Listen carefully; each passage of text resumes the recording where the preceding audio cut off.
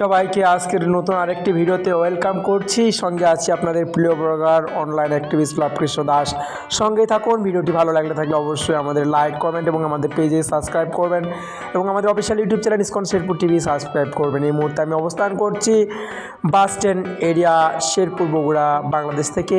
প্রচণ্ড ত্রাপদহে মানুষের জীবন, জনমাল, নিরাপত্তা যেমন বিধ্বস্ত হয়েছে, ঠিক সেই মুহূর্তে আমরা মহাপ্রভুর কৃপা বিতরণের জন্য আজকে চলে এসেছি বাস স্ট্যান্ড এরিয়া এলাকা। তো চলুন আমরা আজকে আমাদের যে ভক্ত ফ্যামিলি কুণ্ডু পরিবার রয়েছে বাস স্ট্যান্ড এরিয়াতে, আমরা সেখানে চলে আসলাম। বলতে বলতে প্রথম ব্লগে আপনাদের স্বাগত জানাচ্ছি। আপনাদের প্রিয় ব্লগার অনলাইন অ্যাক্টিভিস্ট লাভকৃষ্ণ দাস আবারও সুস্বাগতম। তো কীর্তন করতে করতে আমি বাড়ির গৃহে প্রবেশ করলাম। বেশ প্রাকৃতিক মনোরম পরিবেশ, ত্রাপদহে জীবন যখন বিধ্বস্ত, সে মতো অবস্থায় আমরা মহাপ্রভুর নাম বিতরণে চলে আসলাম এবং আমার সঙ্গে আরও আসছিলেন একজন ভক্ত। তিনি কাশিটা ধিংনুং করে বাজাচ্ছিলেন আর আমি মৃদঙ্গ বাজে বাজে হরে কৃষ্ণ কৃষ্ণ কৃষ্ণ হরে হরে, হরে রাম রাম রাম হরে হরে করে কীর্তন করছিলাম। তো এখানে রাধা মাতাজি তিনি আমাদের কীর্তন বেশ ভালোই মন দিয়ে শুনছিলেন। আর আমি প্রচণ্ড গরমে একটু ঘেমে গিয়েছি। দেখাই যায় কি অবস্থা, এত ত্রাপদ্য আর এত গরম। আমার ক্যামেরাম্যানটাকে একটু বললাম যে তুমি চারপাশটা একটু ভালো করে ভিডিও করো। তো বাড়ির প্রতিটা চারপাশটা তিনি ভিডিও করলেন, যদিও ক্যামেরাম্যান খুব দুর্বল, কারণ তিনি শটগুলো খুব নিতে পারছিলেন না।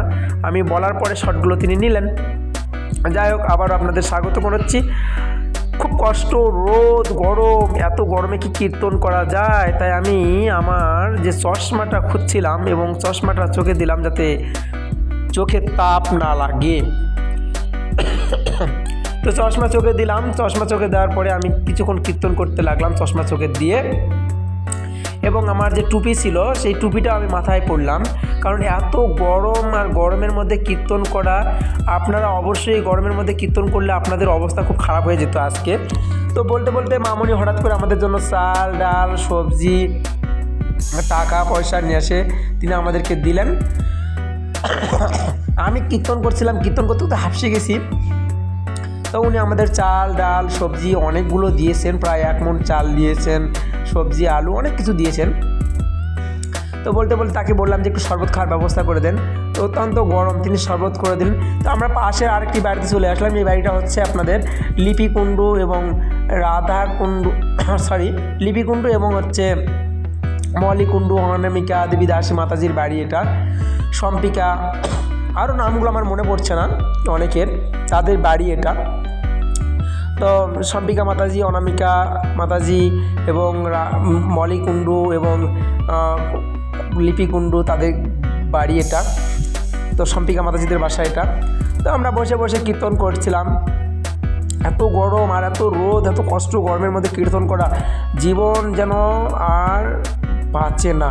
তো বলতে বলতে দেখি ওখানে সম্পিকা মাতাজি, সম্ভবত আমি জানি নাম মনে পড়ছে না, তো প্রভু গামছা পরে চলে আসলেন আর মাতাজি উপর ছাদ থেকে আমাদেরকে কীর্তন করা দেখছিলেন।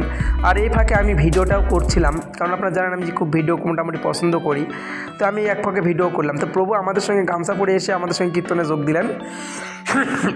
তো ওনার মাতাজি ওনাকে বলছে, দেখো প্রভু কিন্তু ভিডিও করছে। তো প্রভু অবশ্য শরম করে নাই, প্রভু ওইরকম অবস্থায় কীর্তন করলেন। তো প্রভু অনেক সুকৃতিবান, এই দুপুরে প্রখর রোদের মধ্যে তিনি হাততালি যে কীর্তন করলেন, আমার ভালো লাগলো। তো মাতাজি আমাদের কীর্তন দেখে উপর থেকে নামে আসলেন, দোতলা থেকে এসে আমাদের সঙ্গে কুশল বিনিময় করলেন। বললেন, প্রভু কেমন আছেন? আমি বললাম, অনেক ভালো আছি। বলছে যে এই রোদের মধ্যে কষ্ট করে আপনারা কীর্তন করছেন। তাই আমি বলছি, সমস্যা নেই, আপনারা আমাদের সঙ্গে যোগ দেন। তো প্রভু আমাদের সঙ্গে কীর্তন করতে লাগলো আর আমিও এই ফাঁকে কীর্তন করছিলাম। তো সবাইকে ধন্যবাদ আজকের এই ভিডিওতে। আগামীকাল আমরা আসছি আপনার